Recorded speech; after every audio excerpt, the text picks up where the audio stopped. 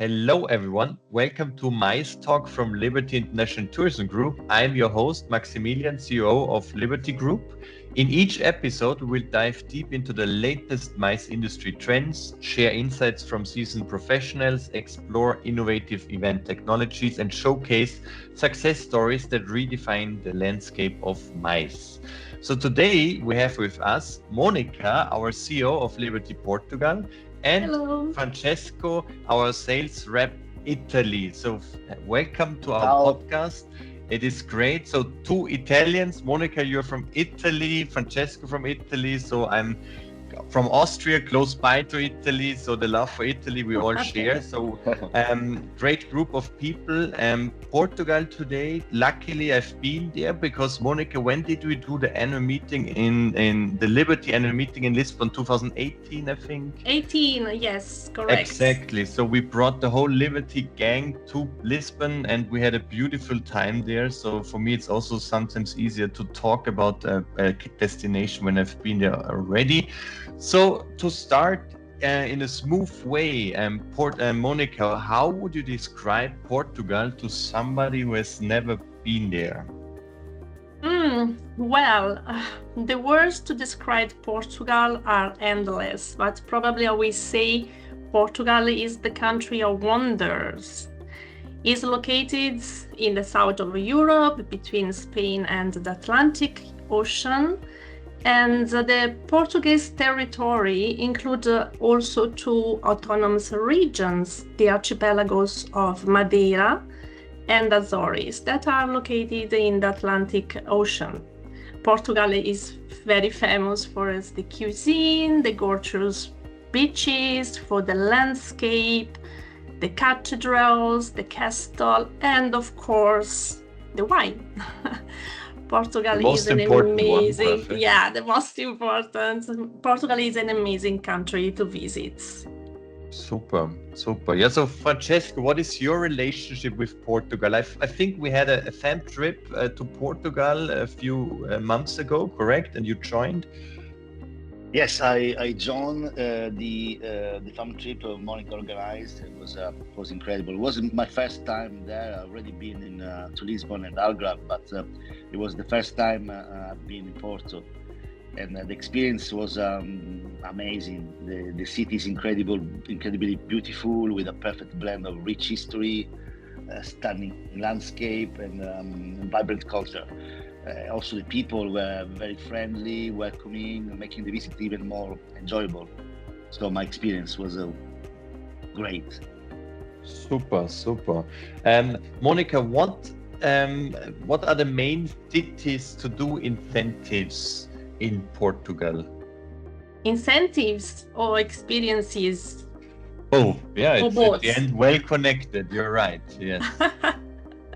Well, one of the experiences that you can enjoy in Portugal is one that Francesco had the chance to enjoy in Porto with us. Remember, Francesco, the foodie tour? Yep.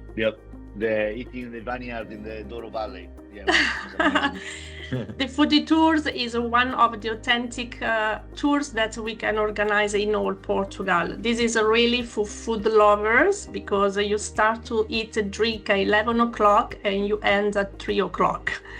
This is for people that really appreciate to sit at the table, enjoy the good and real meal. But of course, this is just one of the activities, experience that you can have in your events, incentive. But for people that want to connect again with the nature, we have the route of Vicentina. This route is located in Alentejo. It's very special, it's far from noise, from crowds of the city center, it's perfect opportunity to be in the middle of the nature. And then, of course, amazing tours in Azores. This is really to be reconnected with the nature. The Azores is the best place to do it. The archipelago is a unique ecosystem, so the places are practically untouched. You can find there amazing beaches and beautiful places. Sounds amazing. Yeah, I mean, I'm pretty sure in sense. So what trends do you see right now for the destination Portugal? So where are clients coming from? How is the airport connection? How is the value of money? So what trends do you see right now? Well, the main cities are Lisbon and Porto, of course, are the city break. City breaks for most of all the segments and main industry. We have the first one market in Portugal is UK and Ireland. So Irish people love very much to enjoy Algarve, but not only. And we have the Germans, we have the third position, we have the Dutch markets. Mm-hmm. And the cities are really booming. The investments and that the TAP Portugal invest in their lines also happy very much. And this is renewed with the confidence of our partners that invest also a lot of money in renovated venue and is creating a fertile landscape to increase international visibility and expand, of course, the MICE portfolio. Well, yeah, so the Italians are not in the top 3, right? No, I'm not. Yeah. Francesco, I think challenge accepted. Perfect. Challenge accepted, exactly. Well, there are a lot of Italians anyway, but not only the top 3 apparently, but there are a lot of Italians that would like to go in Lisbon or Porto or Portugal, because once again, it's one of the best areas to, and also price-wise, it's very competitive. Exactly. Because this is important to remind that Portugal is still, even everything increased after the COVID as 100% of the other destination, but it is still the cheaper destination in Europe, with almost 300 days of sunshine, very few rain during the winter, so it's perfect for any kind of events from January to December. Yes, exactly. Yeah, and I think our annual meeting was in November, so we used this. Was in March. Was in March. Okay. Sorry for that. Okay, then it was March, and I remember it was beautiful weather and very warm, so we enjoyed it fully. So, Monica, from the airport connection, so how is it? Do people need to fly to Lisbon and then the connection flight to Porto, or is Porto having also a strong airport? No. But depending on the destination, depending on the country, we have a direct flight to Porto and direct flight to Funchal, is in Madeira, and direct flight to Faro, from France, example, from Germany, but also from the US. This is very interesting to say, because from US we have a direct flight, example, from Boston to the Azores, to San Miguel, that no one knows. Yes, now hopefully they know. Yeah, hopefully all the listeners. Yeah, so Carmen, Mark, Laura in US, our salespeople there, be aware of.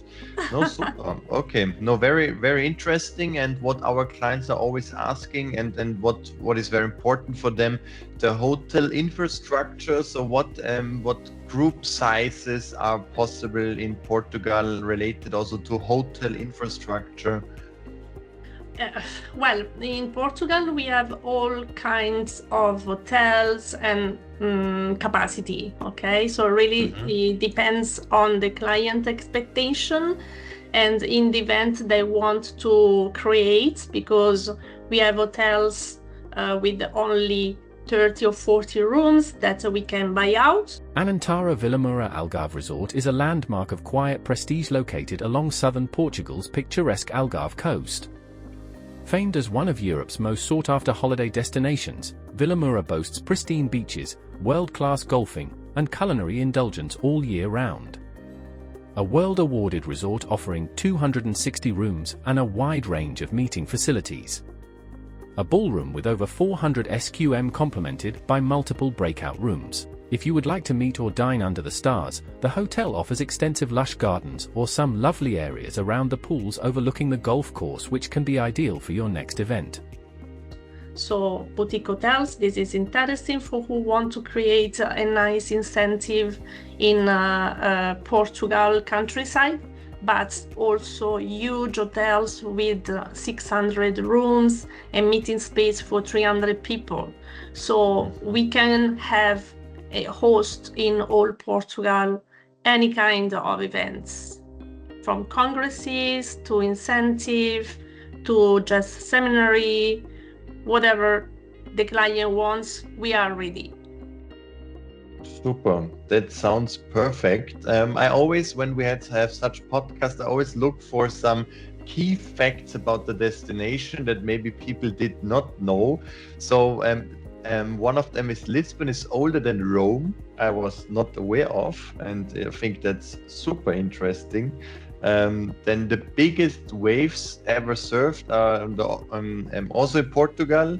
Yeah, of course, is in Nazaré. Exactly, so also fascinating. More Portuguese is spoken in Brazil than in Portugal, yeah, because in Brazil the population is higher. And also that the Portuguese, the language influenced the Japanese language, yeah, so then I picked out, it's called the bread, so it's pão in Portuguese and pan in Japanese. Also Saturday in Japanese means sábado, and in Portuguese similar, right? Sábado, how do you pronounce that? Sí, sábado. Yeah, so there also some influence because of the history of the so and one of the most popular foods isn't really Portuguese. Yeah, what is the name of the most popular paladão? What's the name of the most popular Portuguese food you eat? Bacalhau. The bacalhau, yes, of course, the bacalhau, the codfish. Exactly, and it has some Nordic influence. Yeah, so these are some from Norway, Iceland, and so some funny key facts about Portugal, which I think it's always interesting as well. So, Francesco, what would be your favorite experience, or what would you recommend a client going to Portugal? Would you recommend now at the moment Lisbon or Porto, or maybe both, or what is your feeling about it? Well, definitely suggest to go on both places because they are actually very different. But my favorite experience in Portugal was exactly exploring the historic streets of both places, Lisbon and Porto. Lisbon with the tramways, the famous tramways, and Porto. I liked it when I visited the market, doing the food tour of what Monica was explaining before, because the combination of breathtaking architecture, the delicious food, and also the lively atmosphere made it an unforgettable experience. And once again, as I said before, also eating the vineyard in the Douro Valley for me was an amazing experience. Yeah, very good. Yeah, definitely. So, Monica, what is the difference, or how would you describe the difference between Lisbon and Porto? Oh, well, are two completely different cities. First of all, Lisbon is much more bigger. Mm-hmm. This is the first thing. But Porto is smaller, but has a different charming, probably because it is more related to wine. Mm-hmm. So it's very characteristic, and maybe we say is my favorite city. I love it. Very good, perfect. But example in Porto, even if the city is small, is very growing in number of rooms capacity, because we have another city that is located in front of Porto, Vila Nova de Gaia, that is in renovated places where a lot of hotels are now there based, and one of these is the Boeira by Hilton, where we made our fun trip last May, and Francesco could see how beautiful is the hotel and the space where is possible organize events inside of the hotel, but also car launches because they have parkings, so anything is possible also in Porto. We cannot say that this city is too small for hosting events. It's not true. Everything is possible there. Very good. And everything is possible with Liberty, the most important. Of course. Exactly. So also nowadays, and also especially in the Liberty Group, we're really trying to keep a sustainable add-on in all the itineraries. So what is possible in Portugal? Are you supporting local communities? So what is your touch, the sustainable touch you can bring in with Liberty Portugal? Well, Portugal is a beautiful country with full of stunning landscape, as I should say, beautiful, stunning landscape. So it's very easy to be committed to the eco-tourism. We can organize a wide range of sustainable experience in Portugal. Okay, example, we have a beautiful nature reserve that is near Mafra. Mafra is like 30 minutes from Lisbon. Is a stunning nature reserve located really few minutes, and it's beautiful to have a walking there. Or example, because you was talking about the wave and Nazaré, you can enjoy surf and yoga retreats in Ericeira. But also we have the famous Camino Portuguese, da Costa, that is the Portuguese name of the Camino de Santiago, you know, in the region one. Is like 600 kilometers from Lisbon to Porto through the coastline. So there are so many enjoyable activities that we can organize. Example like the Pineda Gerês that is located nearby Porto. Okay, is a unique natural area there, but we have also in Madeira, and of course we can hike in Azores, in Madeira as well. So we have so many activities that we can organize around the sustainable ecotourism. That sounds fantastic, and that's, I think, everything. That's something our clients are really looking for. So, yeah, I mean, Francesco, is there anything you want to add or give to our clients when they think about Portugal? So for the next time they think, okay, where should we go? Incentive? What can we do? Yeah, absolutely. Well, Portugal has, I think, so much to offer behind the well-known attraction, behind Algarve, Lisbon, Porto. I highly recommend visiting maybe the lesser-known towns, like the little fishing villages, to get a true sense of the local culture. Also, don't miss out on trying the traditional Portuguese cuisine. Monica, correct me if I'm wrong. No. Go ahead.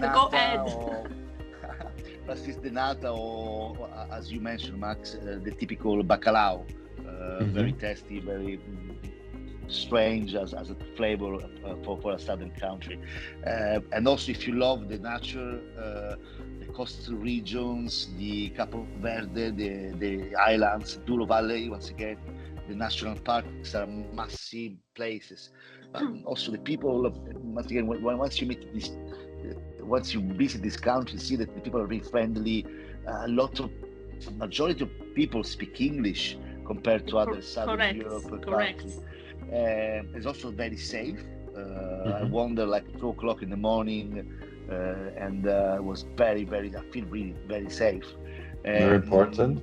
Yeah, very important. Yeah, Portugal for me is like a country that truly has something for everyone, from young people, youngsters, to more less young people.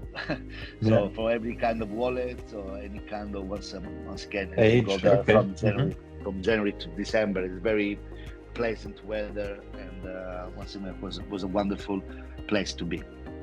Super. So, Monica, I think you have a great ambassador in Italy. I think. Yeah. Because it's easy, you know, when people come in Portugal, they really discover what the country can offer, and this is very important for me because. Everybody's going in internet nowadays and checking what is possible to do in the destination. This is very easy, but they doesn't really know what is the main characteristic of the country. That's why contact us, like DMC, will help the clients to really enjoy the experience and really enjoy the country that probably they cannot find in internet. So what example Francesco was talking about, the picnic in the middle of the winery, we can organize, but we can organize also tours with the balloons and arriving in the middle of the winery, and we have a nice experience with the good food, good people. This is what is the personal touch of the destination. So I really encourage people to come to Portugal, and not only Portugal, but also the islands, because Madeira and Azores archipelagos are completely different from the mainlands, and you will never get boring. Super. Yeah, exciting. Yeah, amazing. Super. I'm really looking forward to go to Portugal soon again. Thank you, Monica and Francesco. It was a lovely podcast with you together. I hope also very interesting for our clients. So that's it for today. Thank you for listening to Mice Talk from Liberty International Tourism Group. Catch you in our next episode. Thank you very much.